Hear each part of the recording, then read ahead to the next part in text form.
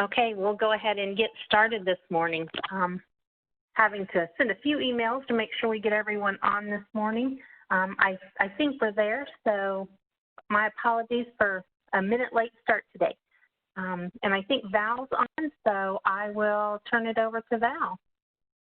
All right, thank you, everybody. And we actually have Angie, Wendy, me, and Kim are all in the same room, so but socially distanced and appropriately behaving. So Fusion update, again, testing is still a big part of what we talk about in the Fusion update. We continue to work with our providers on the DD side. Community testing across the state is happening. We send that information out to you all regularly, but wanted to make sure if you need anything on that front, let us know, but that continues to kind of be the theme of the Fusion Cell right now, as well as accessing PPE and getting PPE ordered. I will tell you on the PPE side, just from the department standpoint, we have been trying to procure PPE on our own, just like you guys are, outside of the big state purchasing process. One of the things that we're running into now is the requirement that we prepay for our PPE. Specifically, we tried to buy some gloves. And the purchase order, they would not accept a purchase order. They wanted us to prepay in order to secure the gloves for our agency. So that's something that as a state that has to follow procurement laws that we need to look into. If any of you are with local government, you may want to look into that too to see what you need to do to make sure you can do that as an agency, especially if you're following some government procurement processes like we have to follow. So wanted to share that. That was, the thing we learned today. Or yesterday, not the only thing. Just to give you kind of an update on our numbers within the Department of Mental Health.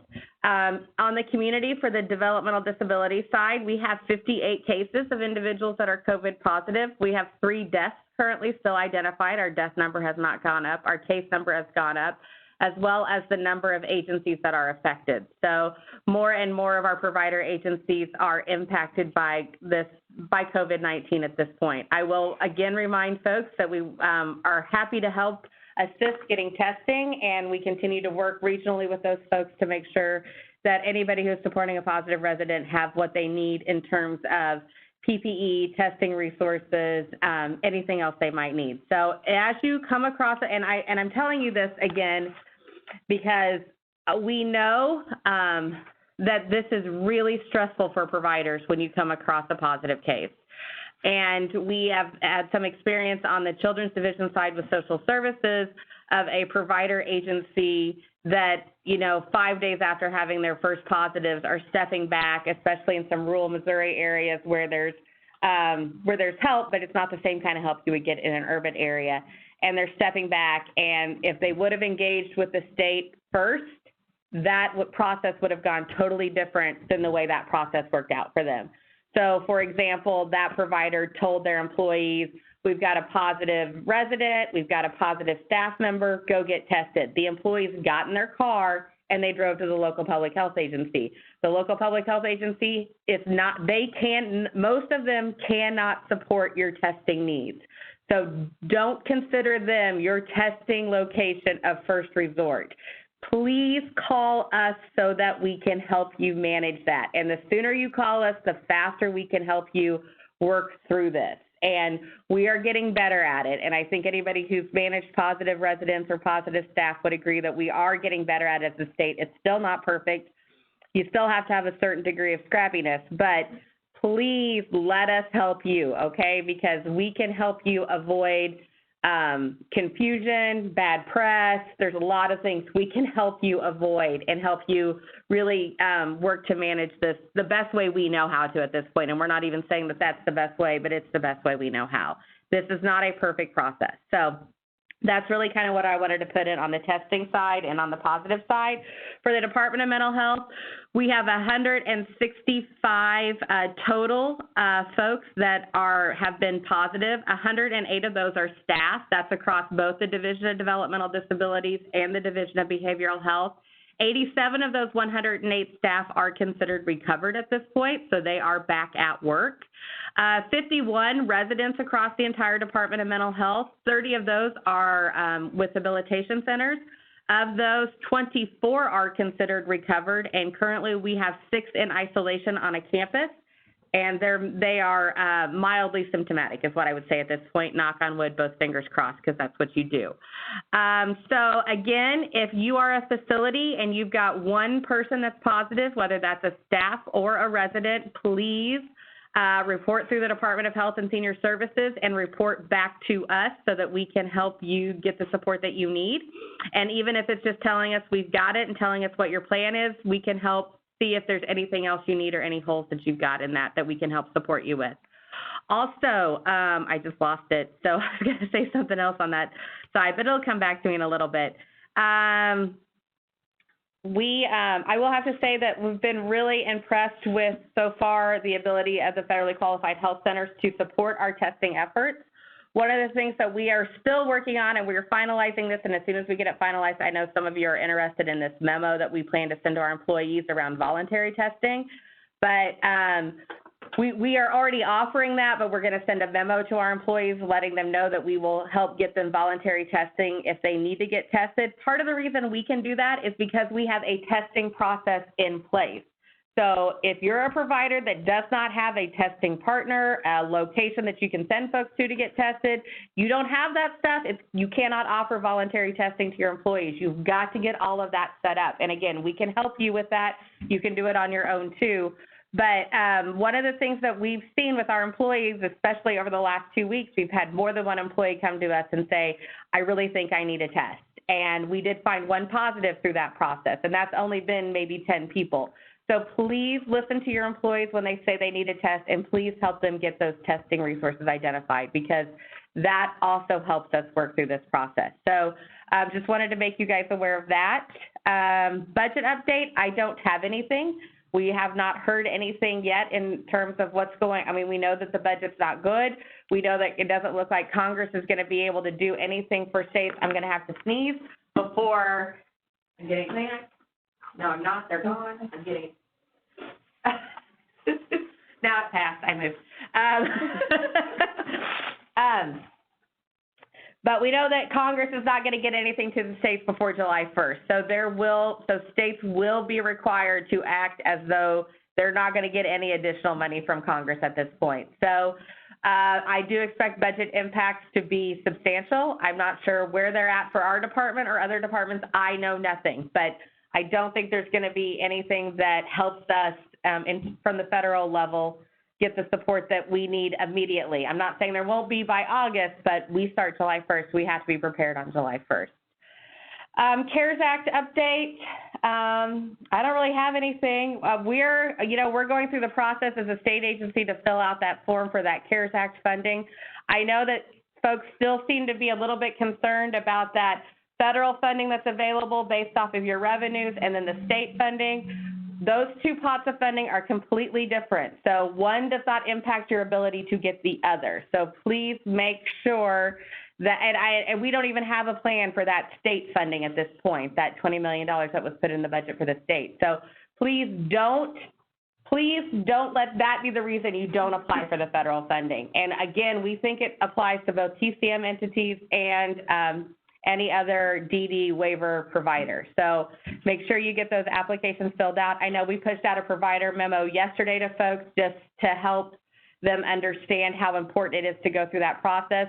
It is time limited. There is a date. We have nothing to do with it. We're learning as you're learning. So it's really stuff you guys are going to have to do on your own.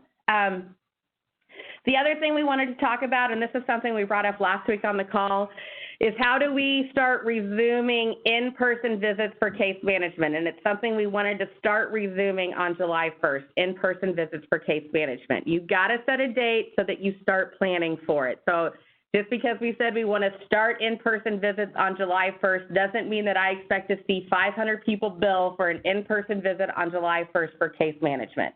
So I want to make that really clear. The other thing I want to make clear as we talk about this is, and I kind of liken it to, I feel like I'm standing on a seesaw over a crocodile pit, and I'm just kind of balancing, trying to figure out what's going to work the best and hope nobody falls off. So it's not going to be perfect, and we're going to learn from each other through these processes, but I still stand by the fact that I think it's incredibly important for the health and safety of the individuals that we support that some sort of in-person monitoring resume where we can do so safely. And so that is why we are talking about in-person monitoring resuming at this point. All of this is going to be coming out in guidance, but here are some of the highlights that we have worked through. So really there's 3 levels of monitoring. There's remote monitoring, which is what we are currently doing today. There's in-person open air monitoring, and then there's in-person in the home monitoring. We are not ready to move to in-person in the home monitoring at this point. So right now, and we as a state won't be in one or the other or one of the 3. We will be across the state in all 3 of those phases. It's going to depend on where you live, how you will be operating.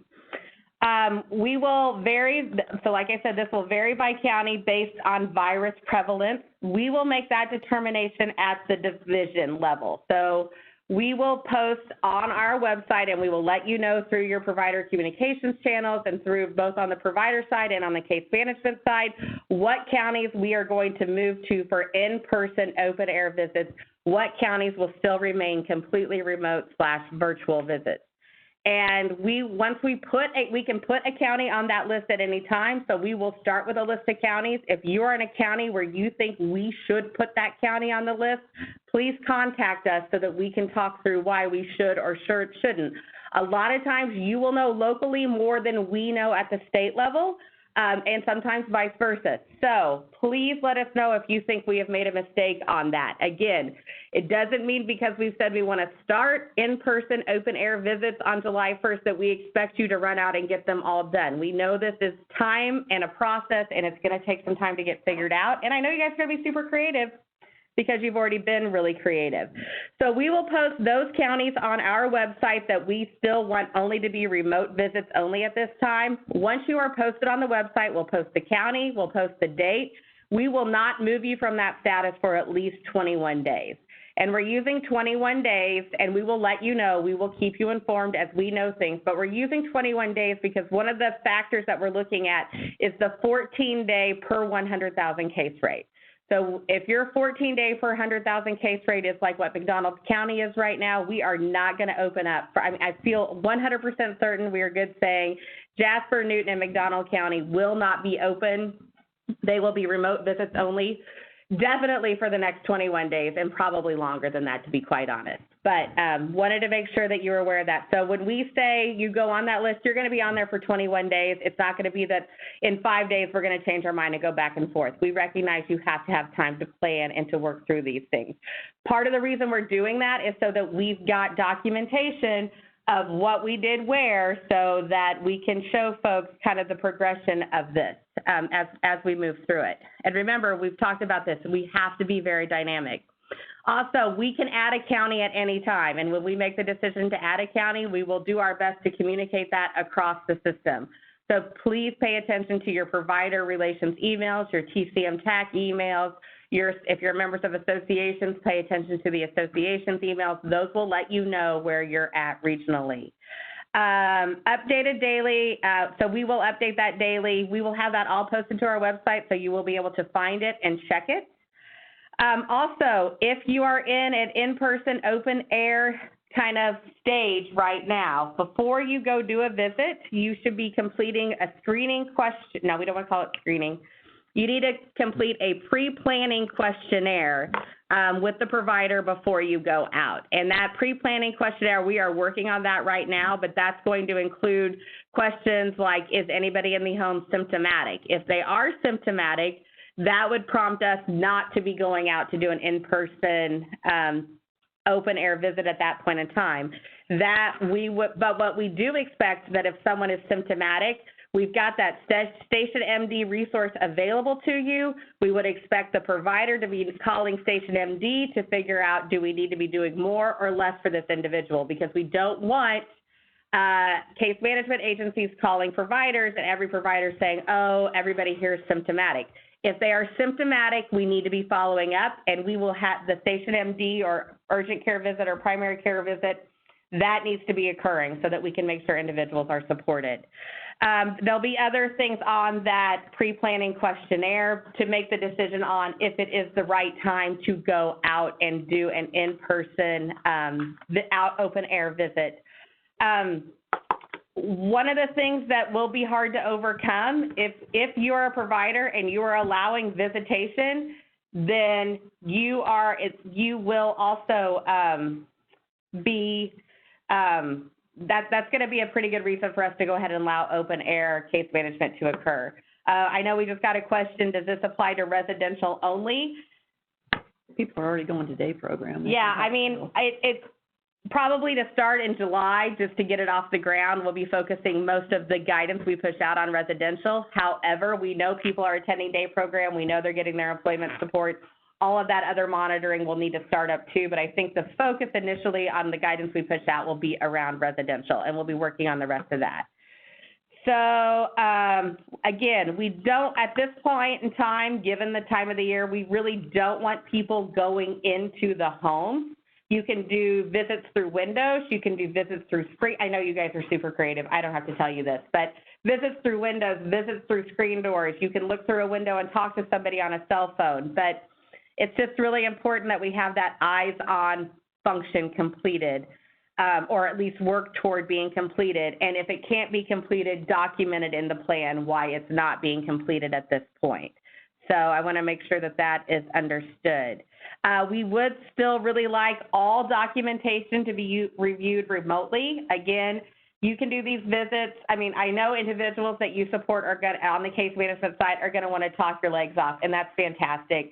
But let's try to be cognizant of the more time you spend with somebody, even when you're masked and even with your social distance, you increase the likelihood of transmission. So let's try to be cognizant about the amount of time we spend places. I know they miss you so much, but let's be cognizant about the amount of time we spend places. Let's try to get as much of the documentation reviewed beforehand. If providers are utilizing electronic records, do those electronic record reviews before you get there. Also, if you've got the ability to do video tours of the home and you want to see it, and I'm sure individuals are going to want to show you their homes or anything new they've gotten or anything they think they need to have replaced, try to figure out ways to do video tours of the home with them walking around. That can even be while you're there. If a TCM or agencies do not have video capability, we need to work to make that available, but that visual contact with the individual is still very, very important. Again, we'll have a pre-planned questionnaire, a pre-planning questionnaire. There will be things that the answer yes to will knock you out of doing that in-home visit. And again, that's just something you'll need to document in the plan and continue with remote visiting at that location at that time. So that's what I've got kind of on resuming in-person open air visits. And again, we will get you names of counties where that won't be occurring. I know a question that came up just internally with us yesterday was if you're a support coordinator that lives, and we're just going to use McDonald County again, if you're a support coordinator that lives in McDonald County but you're doing support coordination in Stone County, should those support coordinators be going to Stone County and completing that open air monitoring? And what I would suggest is that if you've got a TCM agency that's dealing with that, it would be probably more ideal to have a support coordinator that does not live in a hot county actually perform that face-to-face function of the monitoring at this point. So just be smart about it, be creative about it, think about it. I know you guys are. We've given you access to lots of data to help guide your decisions too and help tell us if you think we're making the wrong decision in certain areas of the state. And that's something we can definitely talk through. But this is, again, I have to reiterate, this is not going to be perfect. It's not going, and it's really not going to be easy either, but it is our responsibility, and we're at the time of the year where it makes it possible to do that. Wanted to let you guys know we do have 421 people on the call today. On the pre-planning part where we've talked about the pre-planned visit before you go in and do your case management, we will be developing a tutorial on this to help you guys work through that. We'll have questionnaires for us. You just changed the number. I feel like we have a tally board in here. Yeah. We're at 438 people on the call today. So thank you again, everybody, for calling in. And now I'm going to turn it over to Angie. Hello, everyone. Nice to talk to you again. My update is not necessarily about COVID because That's a lot of what we're doing, but we still have waiver renewals going on. So just so everyone knows that we're planning to post the draft comprehensive and community support waivers for informal public comment next week, fingers crossed. And then we plan to host 3 different public comment forums on July 21st, 22nd are the dates that we're looking at right now. One forum will be specifically for individuals and families. A second one will be for service providers, and a third one for the TCM providers, which we're hoping we could do at MAC DDS meeting on the 22nd. So we're still working out the details on that. And then we anticipate sending those waiver renewals to MoHealthNet in August for the official submission process, which will include another formal public comment period. So we're excited to start wrapping this up and getting things out to you for you to look at and comment on. So that'll be coming soon. And then I'll turn it over to Kim. Good morning, everyone. We had a question come in through the chat box about testing, which we're always excited to see questions about testing. That's a good thing. We actually have in the division a designated DD mailbox set up, and so we're working on a testing ribbon out on our website that Heike has pulled up here. We'll go ahead and post our DD mailbox site link for everyone. If you have any questions on anything related to testing, please submit those to that testing mailbox, and we will be sure to get back to you very quickly in our responses. This particular question is the process for reporting to the division if you have a staff member who has tested positive. Again, if you will work through that process of communicating to us who you are, then we'll reach out to you and support you in whatever testing efforts you have going on within your respective agency. Let's see. I also had a quick update for you. There's a great resource that Johns Hopkins Bloomberg School of Public Health has put together. It's a training that's available regarding contact tracing. The training is open to anyone. It's free, and you can go in and register. If you complete the training in its entirety, it's about 6 hours, but they have separate modules. And the reason I'm sharing this information with the audience today is, and especially our targeted case management colleagues and partners who are on the line today, there are some good resources, especially within that first module, that really speaks to information on basic information on SARS-CoV-2 and COVID-19, that as we continue to support efforts in working with individuals and families during this pandemic, support coordinators might find very beneficial, especially as you're looking at doing some of those open-air visits and some of the other activities that Val was alluding to. So if you have any additional questions on that, you can reach out to me directly. We'll also post the link to the training out on our website as well as a resource. We'll get that posted. So again, free resource and just a lot of good information there. And I think at this point, I'll turn it over to Wendy, who's got some information about stories from the field. Okay, thanks, Kim. So we've had some requests from some of our providers and TCM providers who have participated on those calls that we open them up to other agencies that want to listen in. They just really appreciated hearing from their colleagues, things that they're doing, things that are working, problem solving. And so we are going to do that beginning this Tuesday. Call will be open to other providers only who want to join in and listen in to the panelists that are on there. And so we will be working to get that call-in number out to you through probably our PR and Marf and Mac. So watch for those emails if you're wanting to join that call, and feel free to share that call with your other staff that might be interested in just hearing from other providers and colleagues about what are going on. There'll be a chat. We're going to ask everybody to stay muted except for the panelists. But then if you want to enter questions or thoughts into the chat that's available there, if there's time at the end of the call, then we'll try to get those questions out there and have some discussion. So thanks for that idea, and I look forward to doing that and seeing how that goes. I'm going to answer just a couple questions, 3 questions that have either come in our email box or from calls that we've had over the last couple days. One question that came in was, how long can providers delay having individuals see medical professionals due to COVID-19?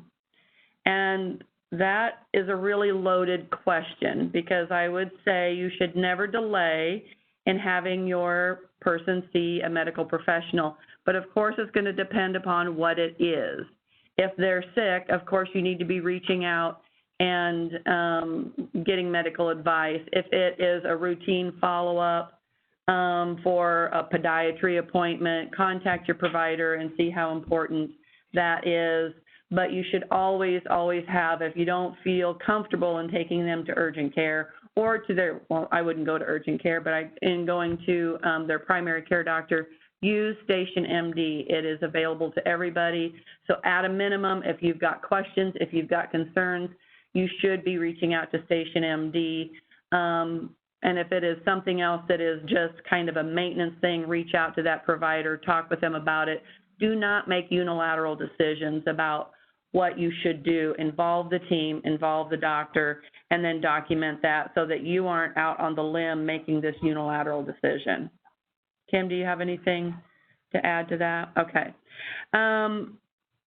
Also on TCM monitoring, a question came up yesterday about what is billable in terms of going by and doing these distance visits.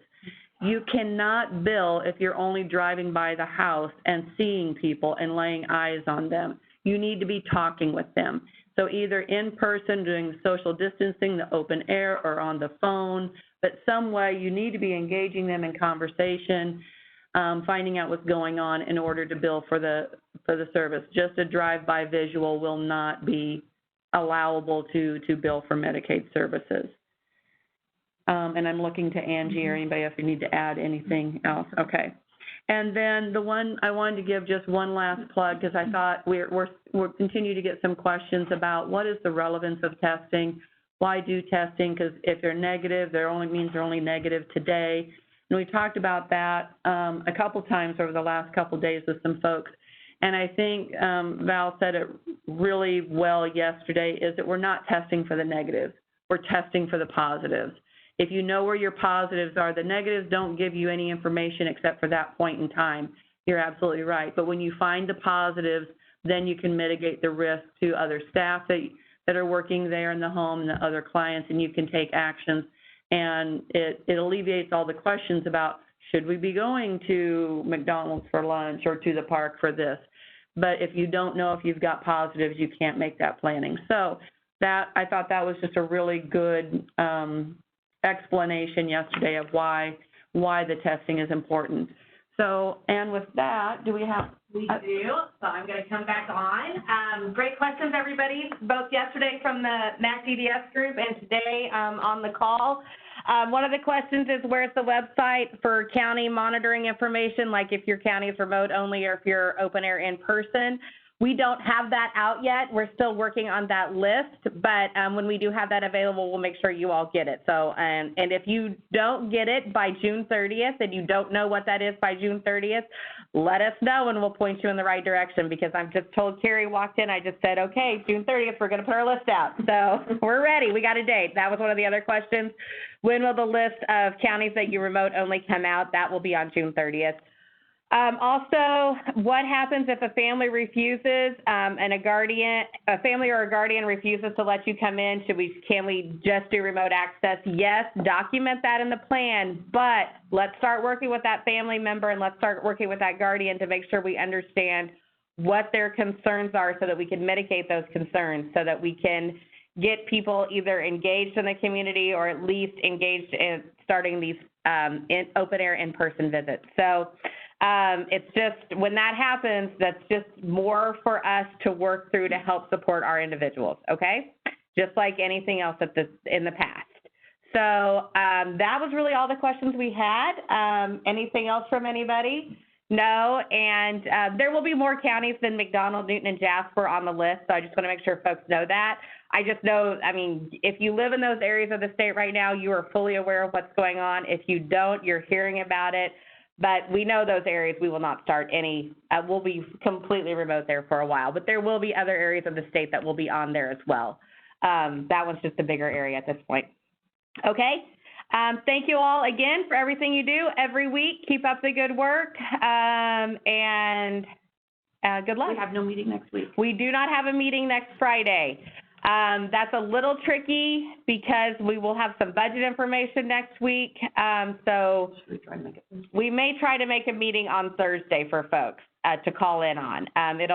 We'll have to work that through some calendars and see what we can get done, but we should definitely have some budget information by next Thursday. So we may try to figure out a way to do that for next Thursday. We were kind of planning on giving everybody the week off, but this may not be the time of the year to do that.